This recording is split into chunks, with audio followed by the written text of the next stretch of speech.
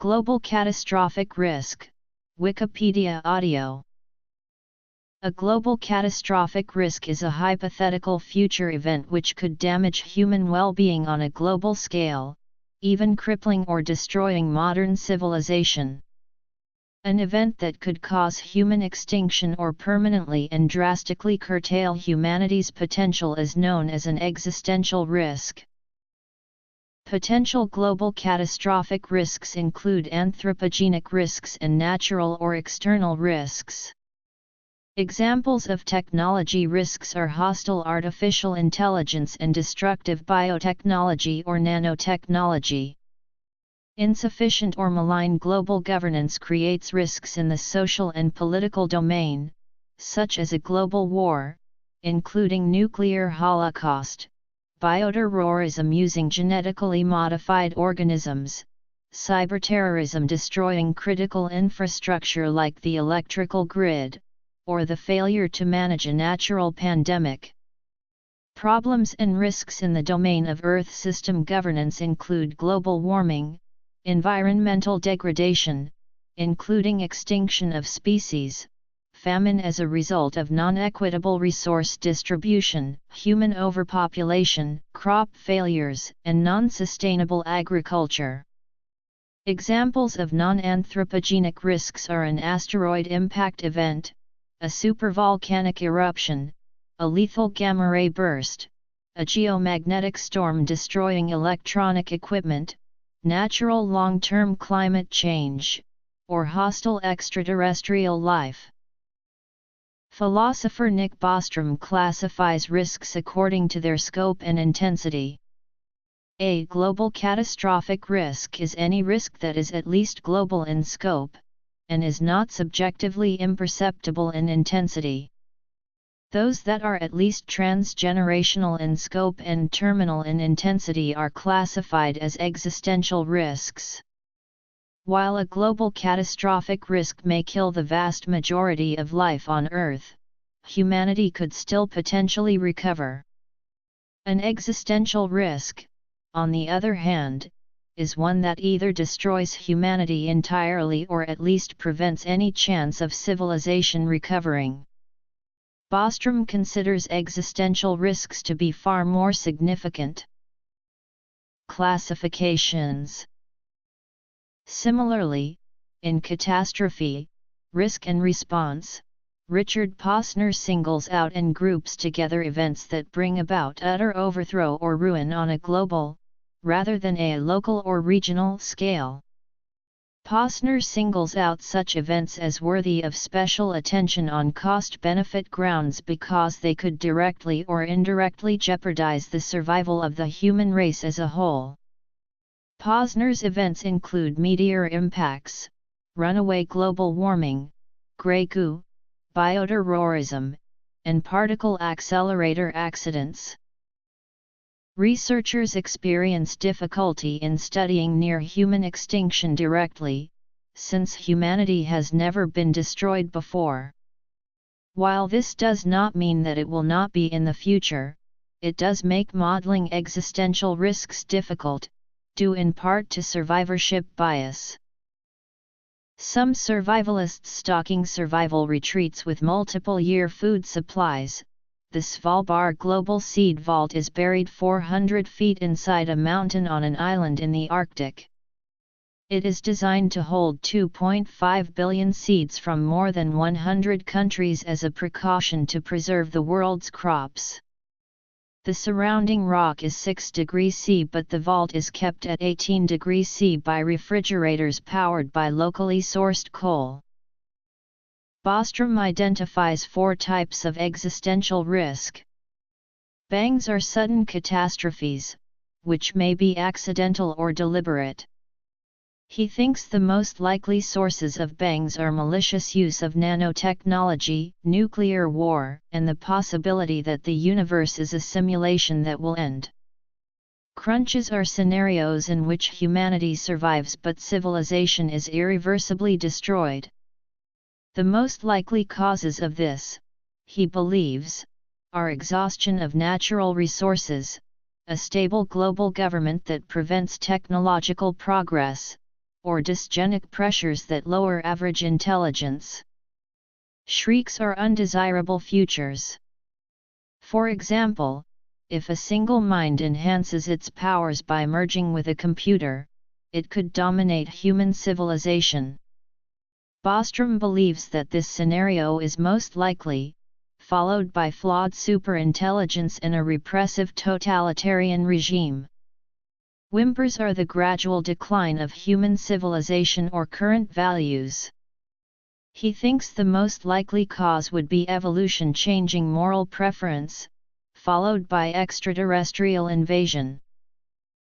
Some risks, such as that from asteroid impact, with a 1 in a million chance of causing humanity's extinction in the next century, have had their probabilities predicted using straightforward, well-understood, and precise methods.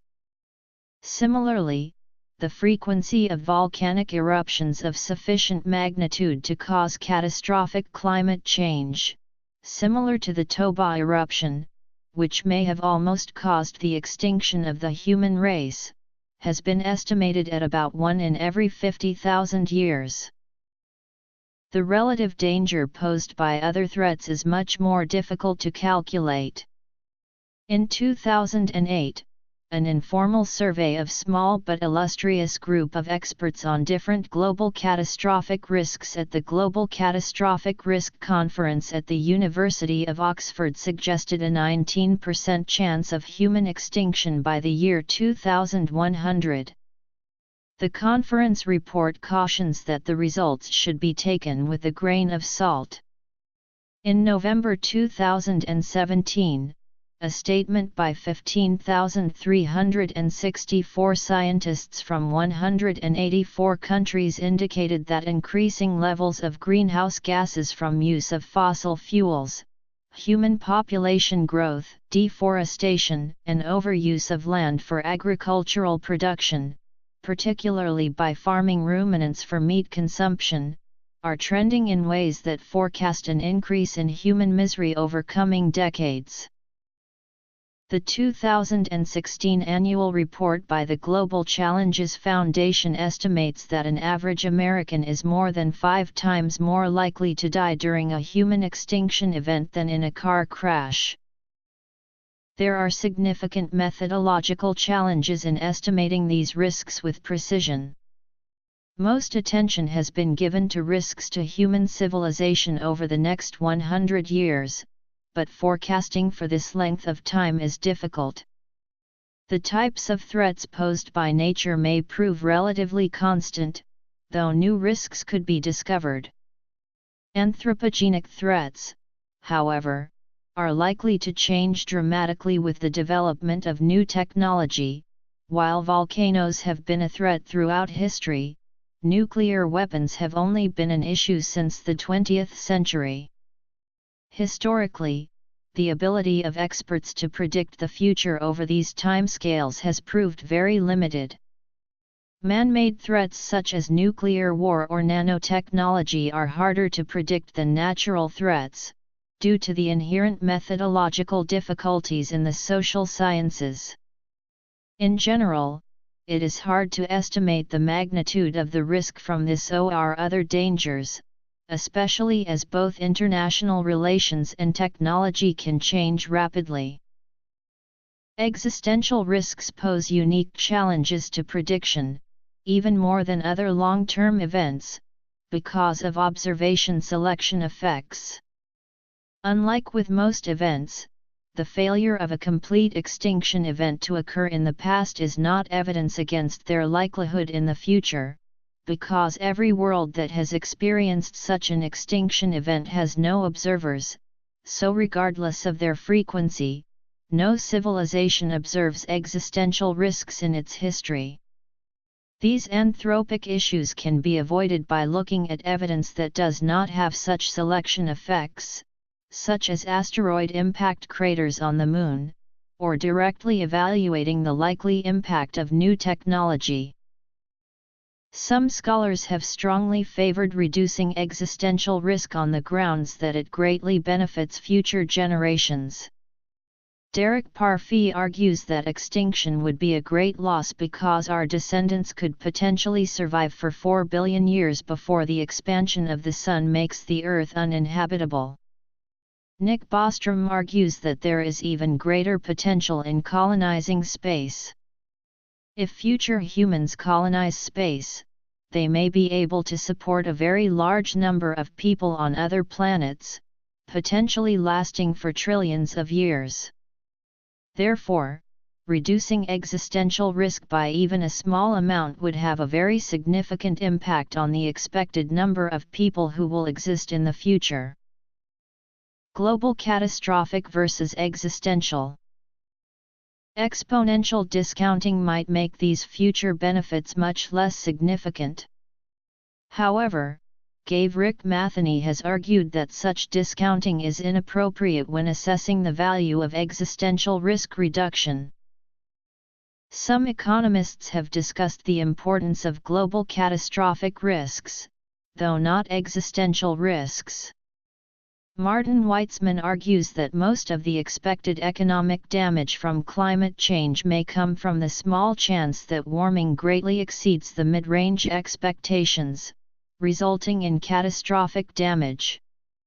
Richard Posner has argued that we are doing far too little, in general, about small, hard-to-estimate risks of large-scale catastrophes.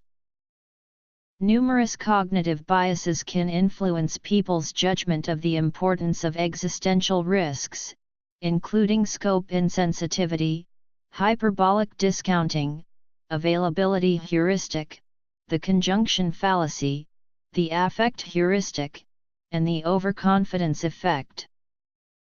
Scope insensitivity influences how bad people consider the extinction of the human race to be. For example, when people are motivated to donate money to altruistic causes, the quantity they are willing to give does not increase linearly with the magnitude of the issue. People are roughly as concerned about 200,000 birds getting stuck in oil as they are about 2,000. Similarly, people are often more concerned about threats to individuals than to larger groups. There are economic reasons that can explain why so little effort is going into existential risk reduction. It is a global good, so even if a large nation decreases it, that nation will only enjoy a small fraction of the benefit of doing so. Furthermore, the vast majority of the benefits may be enjoyed by far future generations, and though these quadrillions of future people would in theory perhaps be willing to pay massive sums for existential risk reduction, no mechanism for such a transaction exists. Some sources of catastrophic risk are natural, such as meteor impacts or supervolcanoes. Some of these have caused mass extinctions in the past. On the other hand, some risks are man-made, such as global warming, environmental degradation, engineered pandemics and nuclear war. According to the Future of Humanity Institute, human extinction is more likely to result from anthropogenic causes than natural causes. Other classifications. Likelihood. In 2012, Cambridge University created the Cambridge Project for Existential Risk, which examines threats to humankind caused by developing technologies. The stated aim is to establish within the university a multidisciplinary research center, Center for the Study of Existential Risk, dedicated to the scientific study and mitigation of existential risks of this kind. Moral importance of existential risk. Potential sources of risk.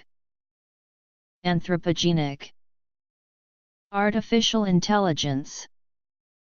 Biotechnology.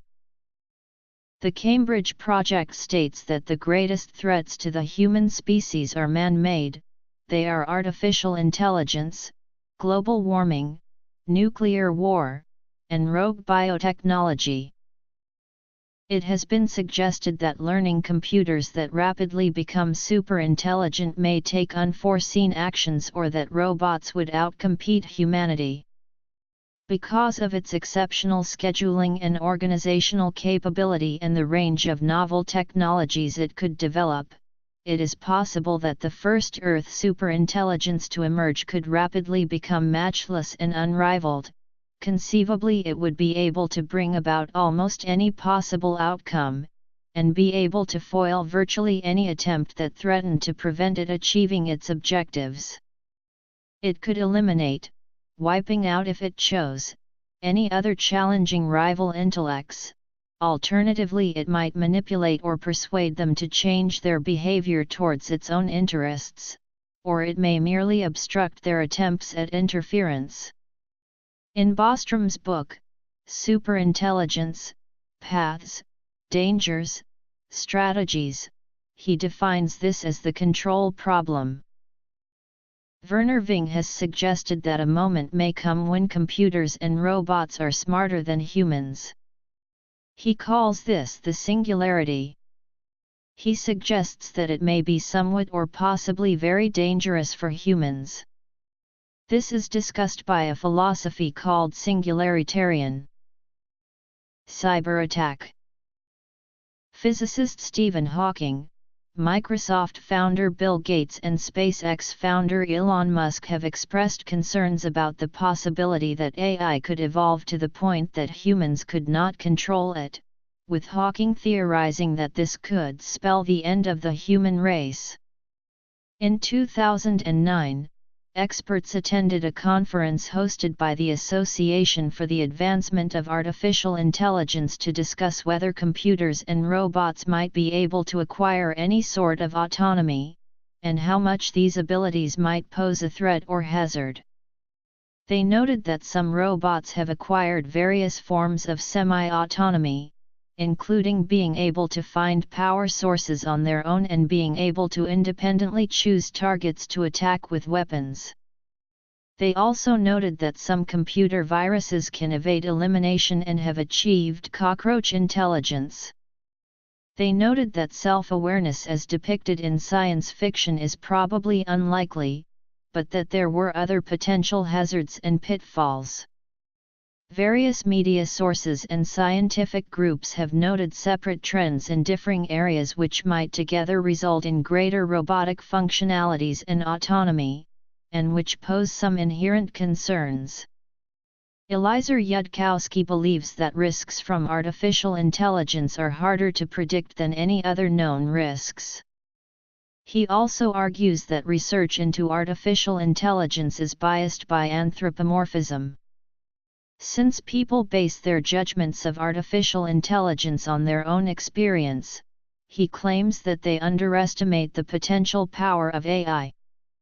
He distinguishes between risks due to technical failure of AI, which means that flawed algorithms prevent the AI from carrying out its intended goals, and philosophical failure, which means that the AI is programmed to realize a flawed ideology. Biotechnology can pose a global catastrophic risk in the form of bioengineered organisms. In many cases, the organism will be a pathogen of humans, livestock, crops, or other organisms we depend upon. However, any organism able to catastrophically disrupt ecosystem functions, e.g., highly competitive weeds, outcompeting essential crops, poses a biotechnology risk. A biotechnology catastrophe may be caused by accidentally releasing a genetically engineered organism escaping from controlled environments, by the planned release of such an organism which then turns out to have unforeseen and catastrophic interactions with essential natural or agroecosystems, or by intentional usage of biological agents in biological warfare, bioterrorism attacks. Terrorist applications of biotechnology have historically been infrequent. To what extent this is due to a lack of capabilities or motivation is not resolved. Exponential growth has been observed in the biotechnology sector, and Noun and Chiba predict that this will lead to major increases in biotechnological capabilities in the coming decades. They argue that risks from biological warfare and bioterrorism are distinct from nuclear and chemical threats because biological pathogens are easier to mass produce and their production is hard to control. Given current development, more risk from novel, engineered pathogens is to be expected in the future. Pathogens may be intentionally or unintentionally genetically modified to change virulence and other characteristics. For example, a group of Australian researchers unintentionally changed characteristics of the mousepox virus while trying to develop a virus to sterilize rodents. The modified virus became highly lethal even in vaccinated and naturally resistant mice. The technological means to genetically modify virus characteristics are likely to become more widely available in the future if not properly regulated. Noun and Chiba propose 3 categories of measures to reduce risks from biotechnology and natural pandemics: regulation or prevention of potentially dangerous research, improved recognition of outbreaks, and developing facilities to mitigate disease outbreaks. Global warming. Cyber attacks have the potential to destroy everything from personal data to electric grids. Christine Peterson, co-founder and past president of the Foresight Institute, believes a cyber attack on electric grids has the potential to be a catastrophic risk. Peterson also identifies attacks on Internet of Things devices as potentially catastrophic. Global warming refers to the warming caused by human technology since the 19th century or earlier. Global warming reflects abnormal variations to the expected climate within the Earth's atmosphere and subsequent effects on other parts of the Earth. Projections of future climate change suggest further global warming, sea level rise, and an increase in the frequency and severity of some extreme weather events and weather-related disasters. Effects of global warming include loss of biodiversity, stresses to existing food-producing systems, increased spread of known infectious diseases such as malaria, and rapid mutation of microorganisms. Environmental disaster. It has been suggested that runaway global warming might cause Earth to become searingly hot like Venus. In less extreme scenarios, it could cause the end of civilization as we know it. An environmental or ecological disaster, such as world crop failure and collapse of ecosystem services, could be induced by the present trends of overpopulation, economic development, and non-sustainable agriculture. An October 2017 report published in The Lancet stated that toxic air, water, soils, and workplaces were collectively responsible for 9 million deaths worldwide in 2015. Particularly from air pollution, which was linked to deaths by increasing susceptibility to non-infectious diseases, such as heart disease, stroke, and lung cancer. The report warned that the pollution crisis was exceeding the envelope on the amount of pollution the Earth can carry and threatens the continuing survival of human societies. Mineral resource exhaustion. Experimental technology accident. Nanotechnology. Most environmental scenarios involve one or more of the following: Holocene extinction event, scarcity of water that could lead to approximately 1/2 of the Earth's population being without safe drinking water, pollinator decline, overfishing, massive deforestation, desertification, climate change, or massive water pollution episodes.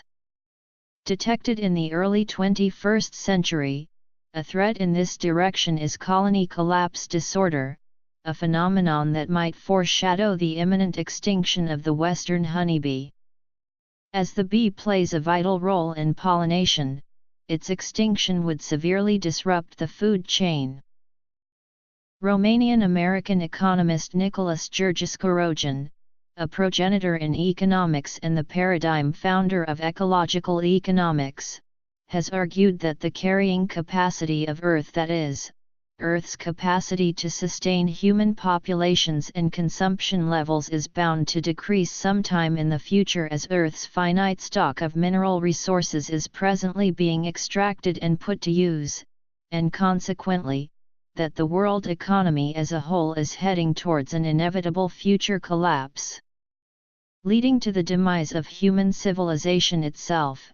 303F ecological economist and steady-state theorist Herman Daly, a student of Georgescu, has propounded the same argument by asserting that, all we can do is to avoid wasting the limited capacity of creation to support present and future life. 370. Ever since Georgescu and Daly published these views, various scholars in the field have been discussing the existential impossibility of distributing Earth's finite stock of mineral resources evenly among an unknown number of present and future generations.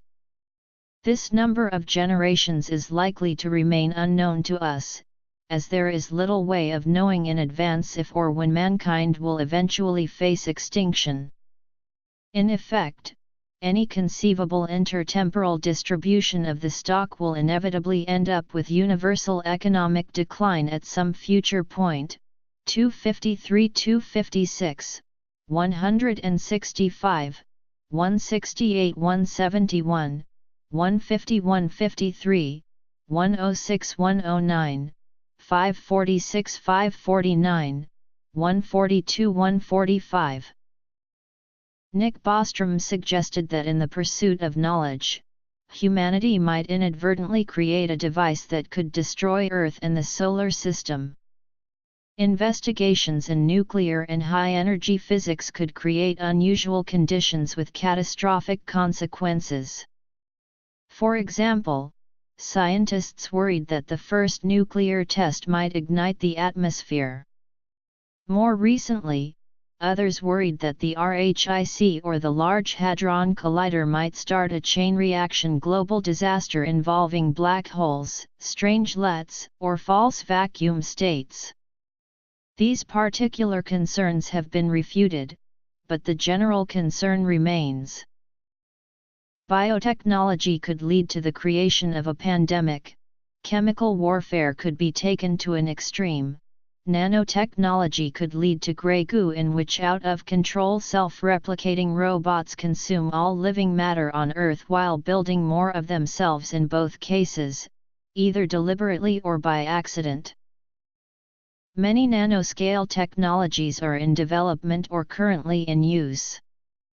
The only one that appears to pose a significant global catastrophic risk is molecular manufacturing, a technique that would make it possible to build complex structures at atomic precision.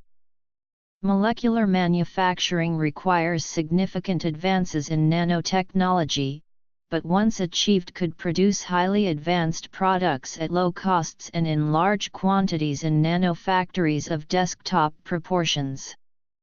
When nanofactories gain the ability to produce other nanofactories, production may only be limited by relatively abundant factors such as input materials, energy, and software. Molecular manufacturing could be used to cheaply produce, among many other products, highly advanced, durable weapons. Being equipped with compact computers and motors, these could be increasingly autonomous and have a large range of capabilities. Phoenix and Treader classify catastrophic risks posed by nanotechnology into three categories. At the same time, nanotechnology may be used to alleviate several other global catastrophic risks. Several researchers state that the bulk of risk from nanotechnology comes from the potential to lead to war, arms races, and destructive global government. Several reasons have been suggested why the availability of nanotech weaponry may with significant likelihood lead to unstable arms races. Since self-regulation by all state and non-state actors seems hard to achieve, measures to mitigate war-related risks have mainly been proposed in the area of international cooperation. International infrastructure may be expanded, giving more sovereignty to the international level. This could help coordinate efforts for arms control. International institutions dedicated specifically to nanotechnology or general arms control may also be designed. One may also jointly make differential technological progress on defensive technologies, a policy that players should usually favor. The Center for Responsible Nanotechnology also suggests some technical restrictions. Improved transparency regarding technological capabilities may be another important facilitator for arms control. A gray goo is another catastrophic scenario, which was proposed by Eric Drexler in his 1986 book Engines of Creation and has been a theme in mainstream media and fiction. This scenario involves tiny self-replicating robots that consume the entire biosphere using it as a source of energy and building blocks. Nowadays, however, nanotech experts, including Drexler, discredit the scenario. According to Chris Phoenix, a so-called grey goo could only be the product of a deliberate and difficult engineering process, not an accident. The scenarios that have been explored most frequently are nuclear warfare and doomsday devices.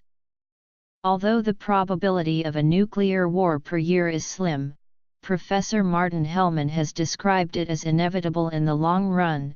Unless the probability approaches zero, inevitably there will come a day when civilization's luck runs out. During the Cuban Missile Crisis, U.S. President John F. Kennedy estimated the odds of nuclear war at somewhere between 1 out of 3 and even. The United States and Russia have a combined arsenal of 14,700 nuclear weapons, and there is an estimated total of 15,700 nuclear weapons in existence worldwide. While popular perception sometimes takes nuclear war as the end of the world, experts assign low probability to human extinction from nuclear war. In 1982, Brian Martin estimated that a U.S.-Soviet nuclear exchange might kill 450 million directly, mostly in the United States, Europe, and Russia, and maybe several hundred million more through follow-up consequences in those same areas. Nuclear war could yield unprecedented human death tolls and habitat destruction. Detonating such large numbers of nuclear weapons would have a long-term effect on the climate, causing cold weather and reduced sunlight that may generate significant upheaval in advanced civilizations. Beyond nuclear, other threats to humanity include biological warfare and bioterrorism. By contrast, chemical warfare, while able to create multiple local catastrophes, is unlikely to create a global one. The 20th century saw a rapid increase in human population due to medical developments and massive increases in agricultural productivity such as the Green Revolution. Between 1950 and 1984, as the Green Revolution transformed agriculture around the globe, world grain production increased by 250%. The Green Revolution in agriculture helped food production to keep pace with worldwide population growth or actually enabled population growth. The energy for the Green Revolution was provided by fossil fuels in the form of fertilizers, pesticides, and hydrocarbon-fueled irrigation. David Pimentel, professor of ecology and agriculture at Cornell University, and Mario Giampietro, senior researcher at the National Research Institute on Food and Nutrition, place in their 1994 study Food, Land, Population, and the U.S. Economy the maximum U.S. population for a sustainable economy at 200 million.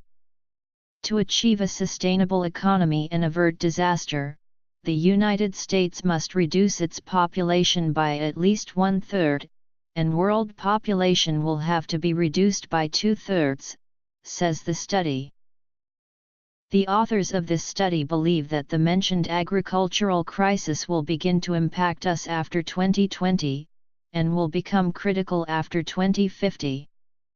Geologist Dale Allen Pfeiffer claims that coming decades could see spiraling food prices without relief and massive starvation on a global level such as never experienced before. Wheat is humanity's third most produced cereal. Extant fungal infections such as UG99 can cause 100% crop losses in most modern varieties.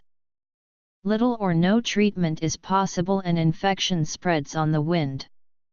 Should the world's large grain-producing areas become infected, then there would be a crisis in wheat availability leading to price spikes and shortages in other food products. Several asteroids have collided with Earth in recent geological history. The Chicxulub asteroid, for example, is theorized to have caused the extinction of the non-avian dinosaurs 66 million years ago at the end of the Cretaceous. No sufficiently large asteroid currently exists in an Earth-crossing orbit, however. A comet of sufficient size to cause human extinction could impact the Earth, though the annual probability may be less than 10/8.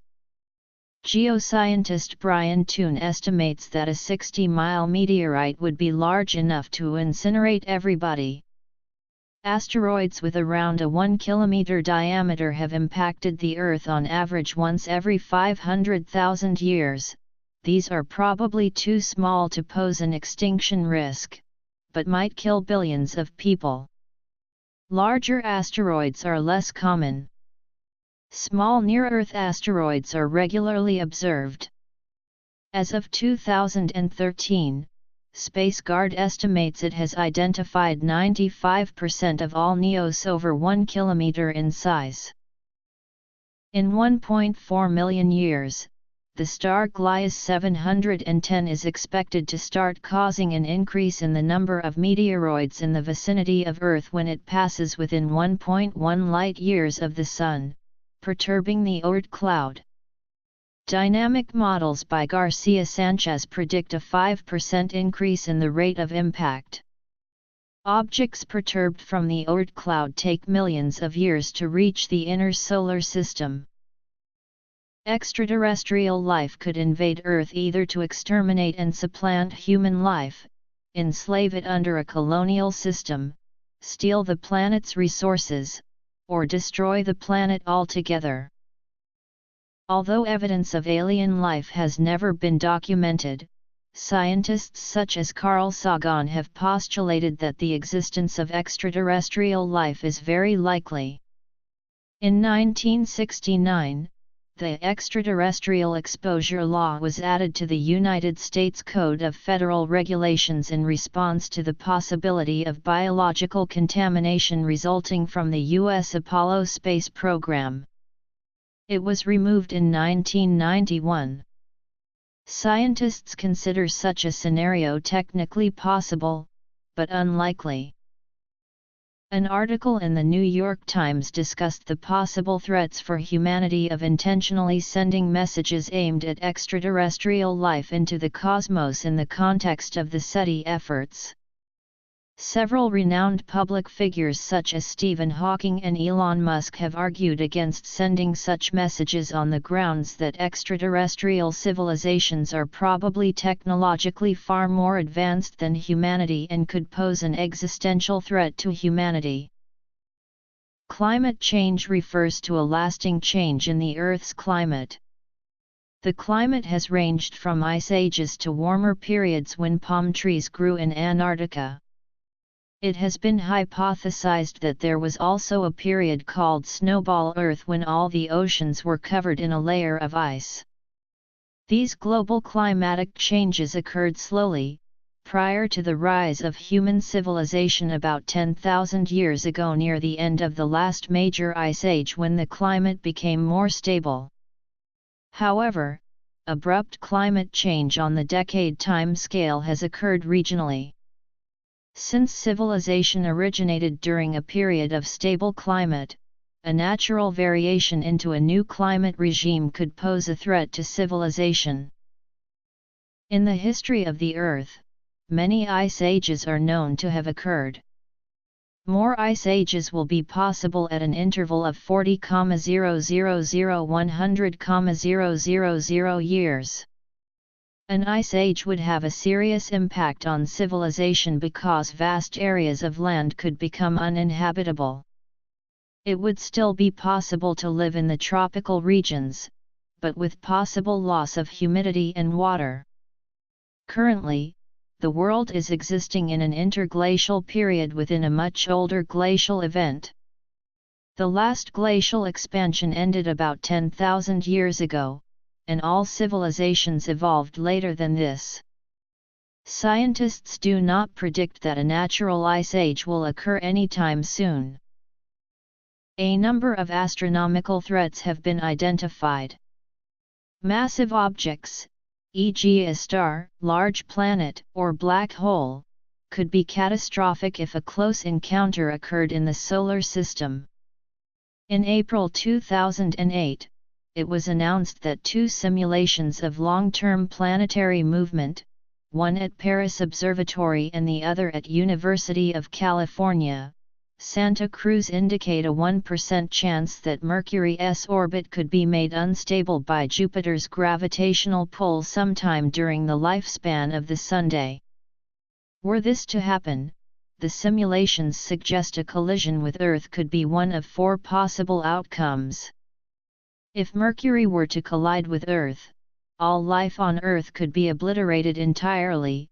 An asteroid 15 kilometers wide is believed to have caused the extinction of the non-avian dinosaurs, whereas Mercury is 4,879 kilometers in diameter. Another cosmic threat is a gamma-ray burst, typically produced by a supernova when a star collapses inward on itself and then bounces outward in a massive explosion. Under certain circumstances, these events are thought to produce massive bursts of gamma radiation emanating outward from the axis of rotation of the star. If such an event were to occur oriented towards the Earth, the massive amounts of gamma radiation could significantly affect the Earth's atmosphere and pose an existential threat to all life. Such a gamma-ray burst may have been the cause of the Ordovician-Silurian extinction events. Neither this scenario nor Mercury's orbit destabilizing threats are likely in the foreseeable future. If the solar system were to pass through a dark nebula, a cloud of cosmic dust, severe global climate change would occur. A powerful solar flare or solar superstorm, which is a drastic and unusual decrease or increase in the Sun's power output, could have severe consequences for life on Earth. If our universe lies within a false vacuum, a bubble of lower energy vacuum could come to exist by chance or otherwise in our universe, and catalyze the conversion of our universe to a lower energy state in a volume expanding at nearly the speed of light, destroying all that we know without forewarning. Such an occurrence is called a vacuum metastability event. The magnetic poles of the Earth shifted many times in geologic history. The duration of such a shift is still debated. Theories exist that during such times, the Earth's magnetic field would be substantially weakened, threatening civilization by allowing radiation from the Sun, especially solar wind, solar flares or cosmic radiation, to reach the surface. These theories have been somewhat discredited, as statistical analysis shows no evidence for a correlation between past reversals and past extinctions. Numerous historical examples of pandemics had a devastating effect on a large number of people. The present, unprecedented scale and speed of human movement make it more difficult than ever to contain an epidemic through local quarantines. A global pandemic has become a realistic threat to human civilization. Naturally evolving pathogens will ultimately develop an upper limit to their virulence. Pathogen with the highest virulence, quickly killing their hosts, reduce their chances of spread the infection to new hosts or carriers. This simple model predicts that, if virulence and transmission are not genetically linked, pathogens will evolve towards low virulence and rapid transmission. However, this is not necessarily a safeguard against a global catastrophe, for the following reasons. 1. The fitness advantage of limited virulence is primarily a function of a limited number of hosts. Any pathogen with a high virulence, high transmission rate and long incubation time may have already caused a catastrophic pandemic before ultimately virulence is limited through natural selection. 2. In models where virulence level and rate of transmission are related, high levels of virulence can evolve. Virulence is instead limited by the existence of complex populations of hosts with different susceptibilities to infection, or by some hosts being geographically isolated. The size of the host population and competition between different strains of pathogens can also alter virulence. 3. A pathogen that infects humans as a secondary host and primarily infects another species has no constraints on its virulence in people, since the accidental secondary infections do not affect its evolution. In a similar scenario to biotechnology risks, naturally evolving organisms can disrupt essential ecosystem functions. An example of a pathogen able to threaten global food security is the wheat rust UG99. Other examples are neobiota, i.e. organisms that become disruptive to ecosystems once transported, often as a result of human activity to a new geographical region. Normally the risk is a local disruption. If it becomes coupled with serious crop failures and a global famine, it may, however, pose a global catastrophic risk. Warfare and mass destruction. A remote possibility is a megatsunami. It has been suggested that a megatsunami caused by the collapse of a volcanic island could, for example, destroy the entire east coast of the United States, but such predictions are based on incorrect assumptions and the likelihood of this happening has been greatly exaggerated in the media. While none of these scenarios are likely to destroy humanity completely, they could regionally threaten civilization. There have been two recent high-fatality tsunamis after the 2011 Thoku earthquake and the 2004 Indian Ocean earthquake. A megatsunami could have astronomical origins as well, such as an asteroid impact in an ocean. A geological event such as massive flood, basalt, volcanism, or the eruption of a supervolcano could lead to a so-called volcanic winter, similar to a nuclear winter. One such event, the Toba eruption, occurred in Indonesia about 71,500 years ago. According to the Toba catastrophe theory, the event may have reduced human populations to only a few tens of thousands of individuals. Yellowstone caldera is another such supervolcano, having undergone 142 or more caldera-forming eruptions in the past 17 million years. A massive volcano eruption would eject extraordinary volumes of volcanic dust, toxic, and greenhouse gases into the atmosphere with serious effects on global climate or global warming. When the supervolcano at Yellowstone last erupted 640,000 years ago, the thinnest layers of the ash ejected from the caldera spread over most of the United States west of the Mississippi River and part of northeastern Mexico. The magma covered much of Yellowstone Park and extended beyond, covering much of the ground from Yellowstone River in the east to the Idaho Falls in the west, with some of the flows extending north beyond Mammoth Springs. According to a recent study, if it were to erupt as a supervolcano again, you'd get 1-3 mm thickness of ash right out to New York, which is enough to reduce traction on roads and runways, short out electrical transformers and cause respiratory problems. There would be centimeters of thickness over much of the Midwest, enough to disrupt crops and livestock, especially if it happened at critical time in the growing season. And a meter of thickness out to quite a distance. The worst affected in their list of sites is Billings, population 109,000, which their model predicted would get an estimated 1.03 to 1.8 meters thickness of ash. The main long-term effect is through global climate change, which reduces the temperature globally by about 5–15 degrees C for a decade, together with the direct effects of the deposits of ash on their crops. A large supervolcano like Toba would deposit 1 or 2 meters thickness of ash over an area of several million square kilometers. If that happened in some densely populated agricultural area, such as India, it could destroy 1 or 2 seasons of crops for 2 billion people. World population and agricultural crisis. However, Yellowstone shows no signs of a supereruption at present, and it is not certain that a future supereruption will occur there. Research published in 2011 finds evidence that massive volcanic eruptions caused massive coal combustion, supporting models for significant generation of greenhouse gases.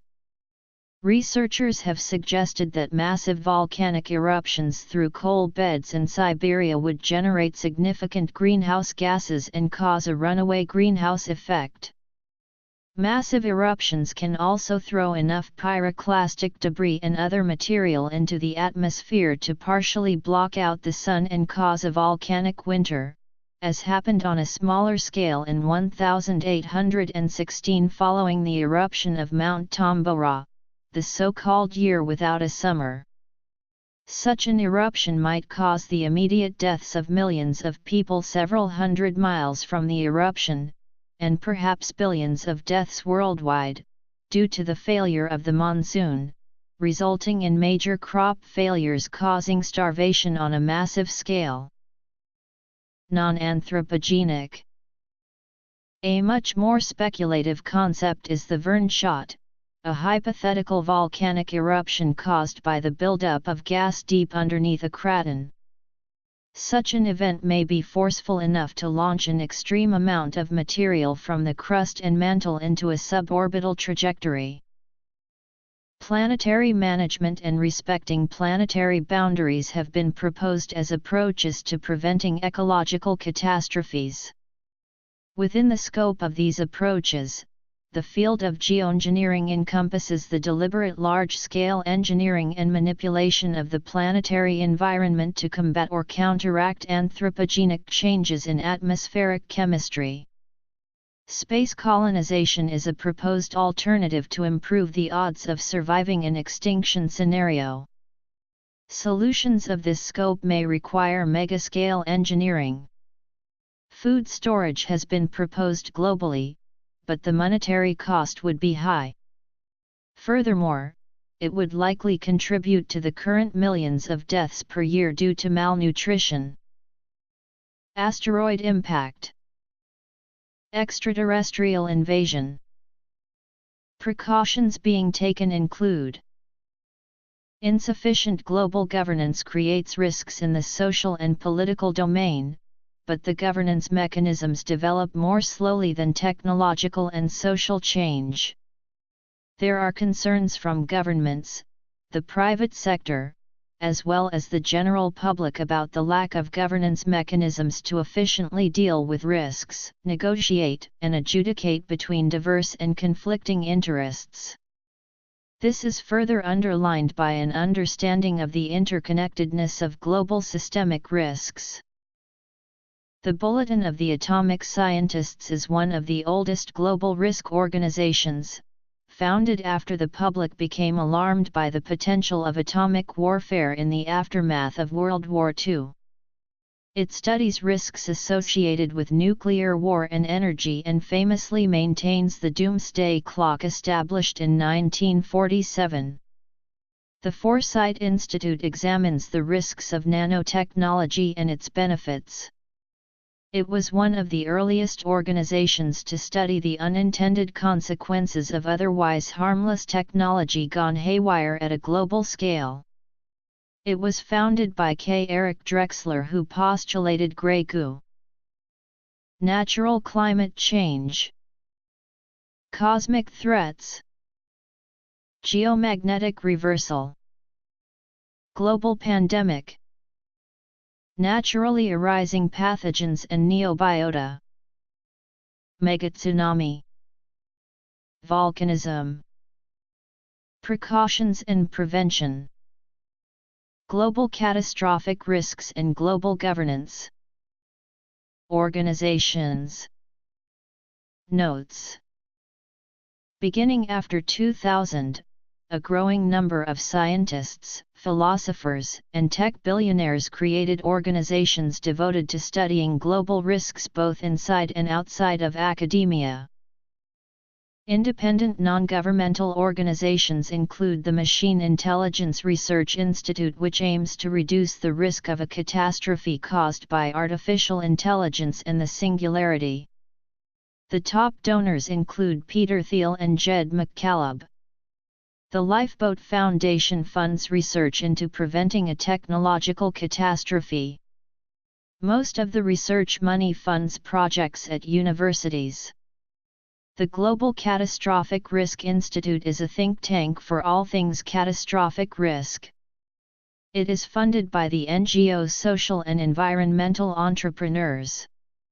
The Global Challenges Foundation, based in Stockholm and founded by Laszlo Szombatfalvi, releases a yearly report on the state of global risks.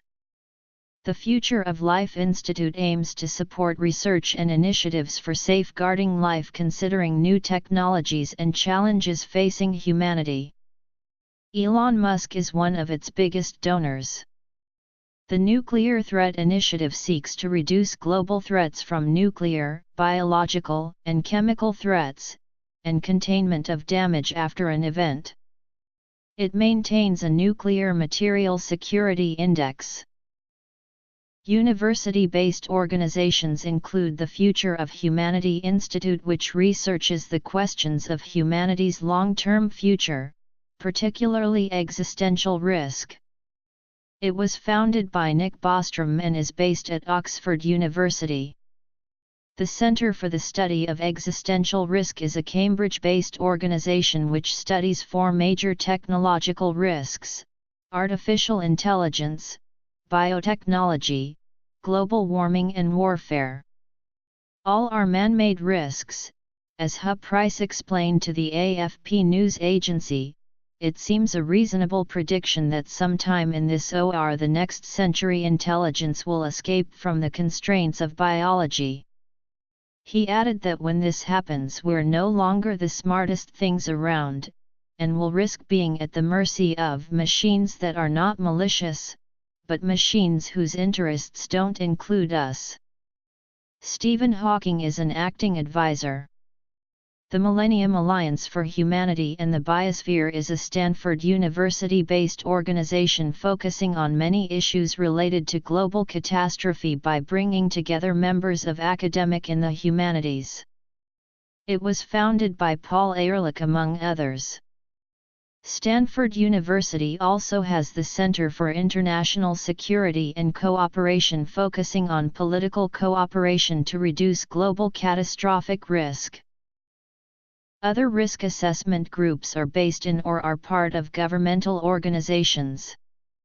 The World Health Organization includes a division called the Global Alert and Response, which monitors and responds to global epidemic crisis. GAR helps member states with training and coordination of response to epidemics.